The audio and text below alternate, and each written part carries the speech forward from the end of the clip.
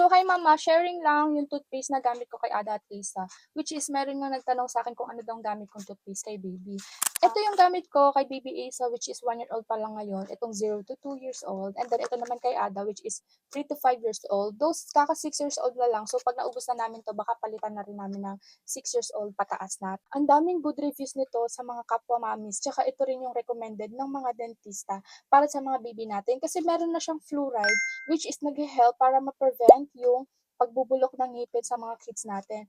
Tsaka yung fluoride na kasama per box nito is right amount lang para sa kids natin. Napansin ko, per pack nito wala siyang artificial flavor tsaka wala siyang artificial sweetener. So parang toothpaste lang talaga siya sa ating normal na adult. Kung mapapansin nyo or sa mga nakakita na kay Ada, halos wala talaga siyang bulok na teeth. Ang meron lang nandito sa harap pero which is totally normal lang na talagang unang nagkakaroon. Pero at least kahit papano wala talaga siyang bulok na ngipin. So yun nga lang, sana nga rin sa Isa tuloy-tuloy yung magandang tip niya.